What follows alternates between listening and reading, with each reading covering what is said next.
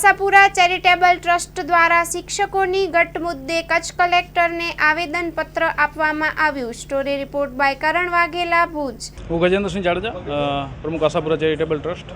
આજ ખાસ કરીને આવેદન બાબતે જે અગાઉ પણ અમારી રજૂઆત હતી કે કચ્છની અંદર વર્ષોથી શિક્ષકોની હરહંમેશ ઘટ રહે છે, જેને સરકાર પૂર્ણ કરે। અને થોડા સમય પહેલાં શિક્ષકોની બદલી કરવામાં આવી, બદલીના હુકમો કરવામાં આવ્યા અને જિલ્લા પંચાયતે એ બદલી રોકી કે ભાઈ પહેલાં કચ્છની મીડિયા જાગી, કચ્છના લોકો જાગ્યા કે ભાઈ કચ્છ ખાલી થઈ જશે જો બદલીઓ થશે તો, અને ઓલરેડી પહેલાંથી ઘટ છે જ, તો એ બાબતે જિલ્લા પંચાયતે બદલીઓ રોકી અને કચ્છના વિરોધના કારણે એવું કહેવામાં આવ્યું કે સામાન્ય ભરતી ગુજરાતની જે થાય છે એમાં તો કચ્છ લેવાશે, પણ સાથે સાથે કચ્છની સ્પેશિયલ ભરતી 4100ની કરવામાં આવશે। જે તે વખતે કહેવામાં આવ્યું હતું કે ભાઈ 4100ની ભરતી કરવામાં આવશે તો એ બાદ કચ્છની ઘટની સમસ્યા પૂર્ણ થઈ જશે। એ પ્રક્રિયા આગળ ન વધી, ત્યારબાદ અમે આંદોલનોની શરૂઆત કરી। ગામે ગામના દરેક શાળાના વિદ્યાર્થીઓ બહારે આવ્યા, તાલુકા લેવલે રજૂઆત કરી, દરેક ઠેકાણે અમુક જાગૃત આગેવાનોએ પણ રજૂઆતો કરી, મીડિયાએ પણ સારી એવી નોંધ લીધી। છેલ્લે અમારું આખું પ્રતિનિધિ મંડળ કચ્છના તમામ શિક્ષણ પ્રત્યે જાગૃત નાગરિકો અને બાળકો કલેક્ટરશ્રી કચેરી આવી અને આવેદનપત્ર આપ્યું અને ત્યારબાદ કલેક્ટરશ્રીએ એક્શન લીધા। 2 મહિનાથી જિલ્લા લેવલે પડેલી ફાઇલો ગાંધીનગર મંગાવવામાં આવી।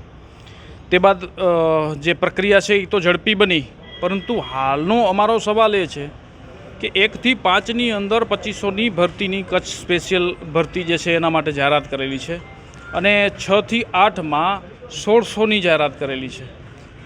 1 થી 5ની જે ભરતીની પ્રક્રિયા છે એ શરૂ કરી દેવામાં આવી છે। 28 સુધી સ્થળ પસંદગી માટે બધાને બોલાવવામાં આવી રહ્યા છે।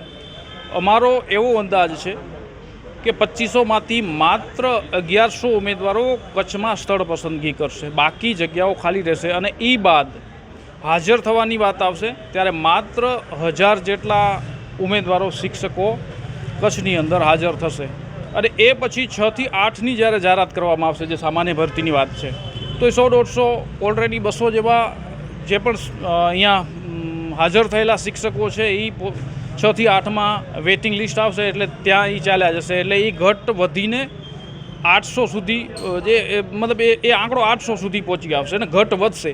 સામે બીજી પરિસ્થિતિ એવી છે કે 1000થી 1100 એવા શિક્ષકો છે જે જિલ્લા ફેરની બદલીના હુકમો હાથમાં લઈને બેઠા છે। સામે અત્યારની જે ઘટ છે એના બદલે 300-400ની ઘટ વધી જશે, એ પરિસ્થિતિ ઊભી થશે।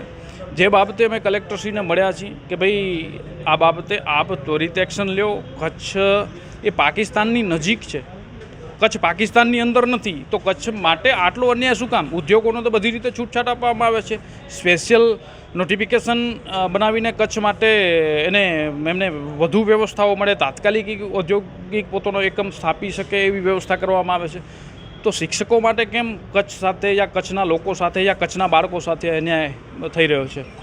એ બાબતે અમારી રજૂઆત છે। ખાસ બીજી એ વાત હતી કે જે તે વખતે ગુજરાત સરકારના પ્રતિનિધિ આપણા કચ્છના જે એક MLA ટ્વીટ કરી અને જે તે વખતે લગભગ મોટા પાયે MLA યા MPએ પોતાના નિવેદનો આપ્યા હતા કે ભાઈ કચ્છની જે શિક્ષક ઘટની સમસ્યા છે એ 4100ની સ્પેશિયલ ભરતી થયા બાદ એકદમ પૂર્ણ થઈ જશે। હમણાં શોર્ટ ટાઈમમાં એક MLA એવી ટ્વીટ કર્યું છે કે મહદ અંશે પૂર્ણ થશે, મતલબ પૂર્ણ નહીં થાય। તો આ સમસ્યાઓ આવી રીતે કાયમી ચાલતી રહેશે। બીજી વાત એ છે કે જ્ઞાન સહાયકોની સરકાર નિમણૂક કરી રહી છે। જ્ઞાન સહાયકો કચ્છ નહીં ચલાવી લે, જ્યાં સુધી પૂર્ણ ભરતી નહીં થાય ત્યાં સુધી જ્ઞાન સહાયકોનો પણ વિરોધ કરશું। સાથે સાથે કચ્છના બાળકો જેમ થોડા દિવસ અગાઉ રોડ ઉપર નીકળ્યા, સ્કૂલોની બહાર નીકળ્યા, એમ ફરીથી આ પ્રક્રિયા શરૂ થશે, આ આંદોલન શરૂ થશે।